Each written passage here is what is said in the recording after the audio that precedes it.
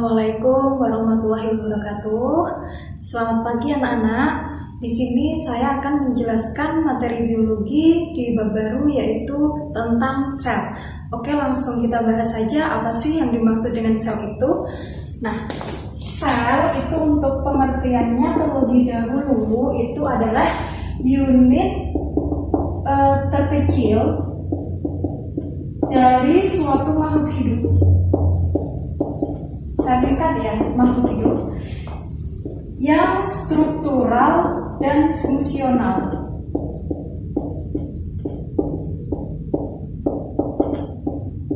Nah, jadi di sini kan dia pengertiannya adalah unit terkecil dari suatu makhluk hidup. Jadi kalau terkecil itu berarti dia penyusun yang ada di dalam tubuh makhluk hidup. Jadi bisa manusia, bisa hewan, bisa tumbuhan seperti itu ya. Nah, itu merupakan yang paling kecil. Jadi penyusunnya dari bagian dari organ kita, individu kita itu adalah sel seperti itu. Jadi di sini dikatakan bahwa dia struktural dan fungsional itu adalah bahwa struktural itu maksudnya dia susunannya itu terstruktur. Jadi maksudnya terstruktur itu susunannya itu sangat kompleks. Dia punya susunan yang pola tertentu seperti itu.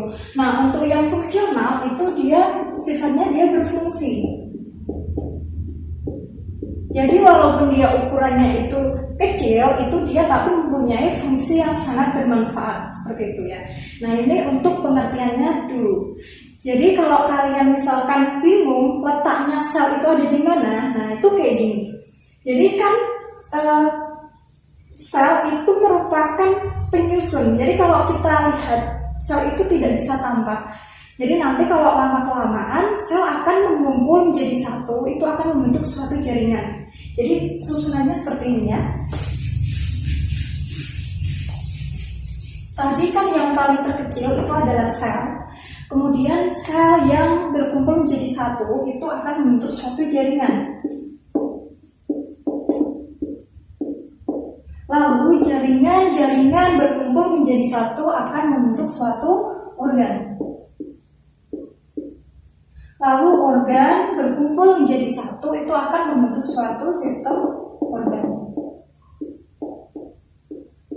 Setelah sistem organ itu akan berkumpul menjadi satu. Jadi sistem organ yang berkumpul yang banyak kayak itu akan membentuk suatu organisme. Jadi kalau untuk organisme itu merupakan suatu individu. Jadi kalau kita kayak gitu itu namanya organisme. Jadi ini boleh saya katakan bahwa dia adalah individu gitu. Jadi kalau misalkan organ, kalian kan tahu bahwa organ itu banyak ya.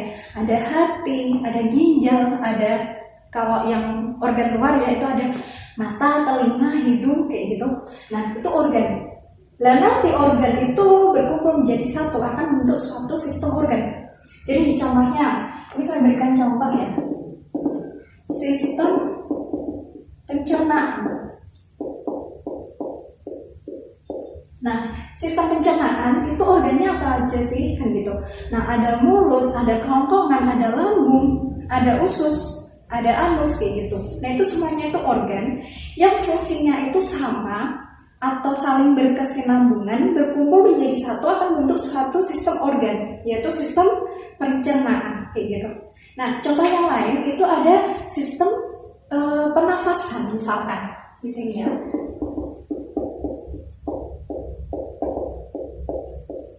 Nah, apakah itu organ penyusunnya dari sistem pernafasan itu sama atau tidak dengan sistem pencernaan? Beda kan? Nah, kalau sistem pernafasan itu kan ada hidung, ada tenggorokan, ada paru-paru kayak gitu. Jadi berbeda. Ketika organ di sini yang fungsinya itu sama dan berkesinambungan, dia berkumpul menjadi satu, itu akan membentuk suatu sistem organ. Nah, nanti kan kita mempunyai banyak sistem organ. Contohnya kayak sistem pencernaan, sistem pernafasan, sistem reproduksi, kemudian sistem transportasi, lalu ada sistem imun, sistem rangka kayak gitu. Kan berkumpul tuh menjadi satu akan membentuk suatu organisme. Kita individu ya, itu kan mempunyai berbagai macam dari sistem organ kayak gitu. Sampai di sini jelas apa tidak? Nah, kemudian akan saya lanjutkan mengenai jenis-jenis sel.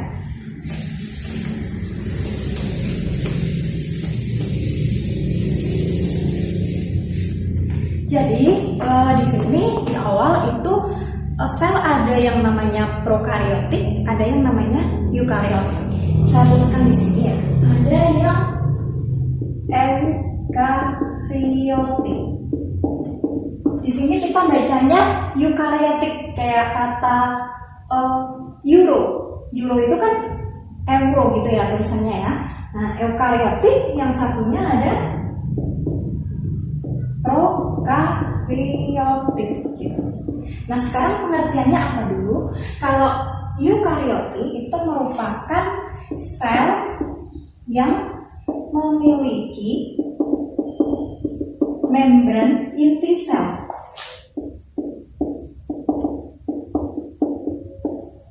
Tapi kalau yang pro itu kebalikannya. Kalau tadi eukariotik itu kan sel yang memiliki, otomatis kalau prokariotik berarti sel yang tidak memiliki membran inti sel.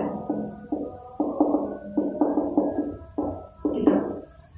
Jadi perbedaannya yang eukariotik itu memiliki membran inti sel, kalau yang prokariotik itu tidak memiliki membran inti sel. Nah, sekarang pertanyaannya, membran inti sel itu apa kan begitu? Nah, jadi perbedaannya kayak gini. Kan misalkan ini ada selnya ya.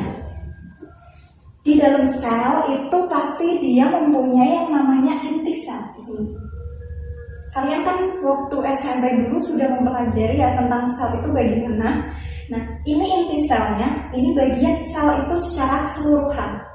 Jadi di bagian inti di sini, di bagian luarnya itu biasanya ada selaput. Gitu.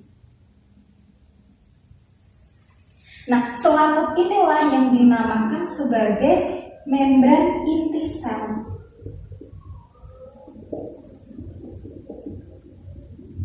Jadi membran itu merupakan suatu pelindung dari inti selnya. Jadi di sini dikatakan membran inti sel. Nah, ketika di dalam suatu sel terdapat membran inti, jadi bagian inti selnya itu ada selaput di luarnya, ada pelindung di luarnya, itu dinamakan sel yang berjenis eukariotik karena dia memiliki membran inti, kayak gitu.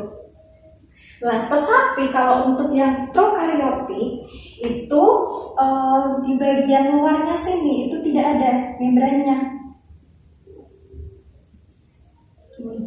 Nah, kalau misalkan di bagian luarnya inti itu tidak ada membrannya, berarti antara inti sel dengan bagian sini itu seolah-olah akan kecampur. Jadi kalau tadi yang bagian eukariotik itu kepisah. Jadi kamu bayanginnya, kamu misalkan punya telur nih. Telur kamu pecah, kamu buka, itu kan ada putih sama kuning telurnya. Nah, bagian kuning telur itu merupakan bagian inti sel. Kamu bayangin aja contohnya ya, ini misalkan. Nah, bagian putihnya itu adalah bagian cairan sel. Nah, kalau kamu lihat bahwa kuning sama putih telurnya itu kan kepisah itu. Berarti itu contoh pada eukariotik. Jadi jelas dia kentara, terpisah kayak gitu antara kuning sama putih telurnya. Jadi seolah-olah bagian luar kuningnya itu ada batasan, ada membrannya kayak gitu. Tetapi kalau yang bagian prokariotik itu tidak ada. Jadi kamu bayanginnya yang kuning telur itu seolah-olah udah pecah. Jadi seolah-olah kecampur sama bagian putih telurnya. Itu yang dinamakan sebagai prokariotik. Karena di sini tadi kan dinyatakan bahwa tidak memiliki membran inti, gitu ya. Nah, itu perbedaan dari sel eukariotik sama sel prokariotik gitu. Nah, sekarang ciri-cirinya.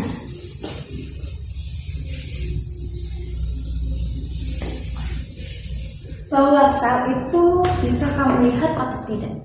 Kan tidak ya, berarti dia ukurannya mikro. Dia berukuran mikro. Nah, mikro itu ukurannya kecil, tidak bisa dilihat dengan mata telanjang. Makanya hanya bisa dilihat melalui mikroskop gitu. Karena ukurannya dia mikro tadi. Nah, di dalam sel terutama di bagian intinya ya, itu terdapat kromosom. Jadi misalkan saya gambarkan, ini gambar selnya, ini ada inti sel.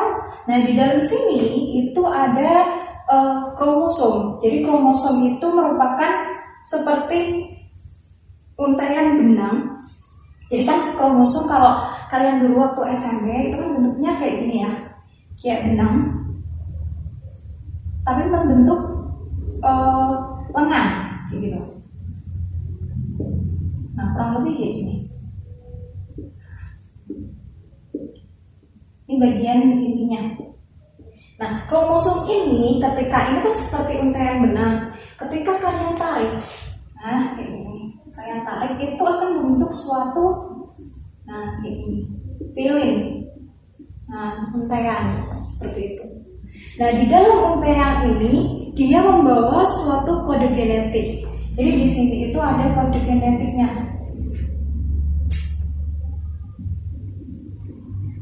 Nah, kode genetik yang dimiliki setiap individu itu akan berbeda. Jadi di sini itu ada materi genetik atau kode genetik. Kenapa setiap individu itu berbeda? Karena nanti sifatnya ini digunakan sebagai penurunan sifat keketurunannya, begitu. Jadi misalkan saya dengan saudara saya itu mempunyai kode genetik yang berbeda. Nah, setiap individu pasti itu berbeda, walaupun dia kembar ya sama persis, itu tetap ada bedanya. Nah, kode genetik yang beda ini nanti dia akan menentukan suatu bentuk fisik sama watak atau sifat, gitu. Jadi setiap individu itu berbeda-beda, gitu. Jadi kode genetik atau materi genetik yang ada di dalam kromosom itu sangat kecil dan ini tidak bisa dilihat. Tetapi kalau misalkan pakai alat bantu, kalau sekarang kan teknologinya kan udah canggih kayak gitu ya, itu bisa dipelajari kayak gitu. Oke, udah ada bayangan ya mengenai sel itu letaknya di mana, kemudian sel prokaryotik, eukaryotik itu bagaimana kayak gitu. Nah, kalau sudah, sekarang saya akan melanjutkan antara sel hewan dan sel tumbuhan.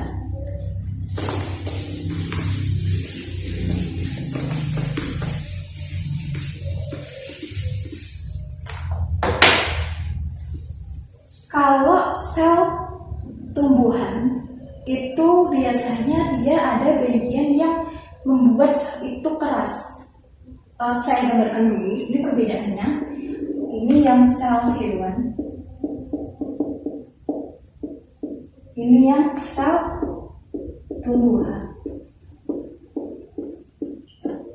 Nah, biasanya bentuknya itu kalau sel tumbuhan itu kayak gini, kurang lebih. Nah, tetapi kalau sel hewan itu cuma kayak gini, bentuknya tidak beraturan biasanya. Nah, ini misalkan intinya, ini juga inti.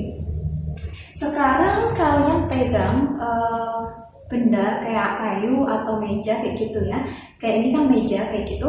Ketika saya ketuk, nah kayak gini, dia kan keras nih. Bagian struktur permukaannya kan keras. Berbeda sama kulit kita. Kulit kita itu kan ini lebih lunak. Nah, manusia itu masuknya ke dalam sel hewan. Kalau meja itu kan terbuat dari kayu. Kayu itu kan berasal dari tumbuhan kayak gitu. Kenapa strukturnya kalau meja itu lebih keras daripada kulit kita kayak gitu? Nah, ini kan lebih lunak. Yang membedakan itu adalah bagian ini. Jadi kalau sel tumbuhan itu dia terdapat yang namanya itu dinding sel. Nah, bagian dinding sel itu adalah bagian, kalau secara awam itu namanya serat. Itu yang membuat permukaan suatu kayu kayak gitu, itu yang menjadi keras. Makanya kenapa tadi saya ketok meja itu keras gitu ya. Ini kan keras. Itu karena ada dinding selnya. Berbeda sama sel hewan. Ketika kita menyentuh atau menekan kulit kita itu terasa lebih lunak. Itu karena dia tidak punya dinding sel. Jadi langsung bagian terluar itu adalah membran sel. Nah, tetapi di bagian yang lebih dalamnya, di sini di sel tumbuhan itu ada yang namanya membran sel. Gitu. Membran sel sama membran inti itu berbeda ya. Kalau membran inti sel itu berarti di luarnya, intinya di sini. Nah, di sini, di lapisannya luar sini. Itu baru namanya membran inti.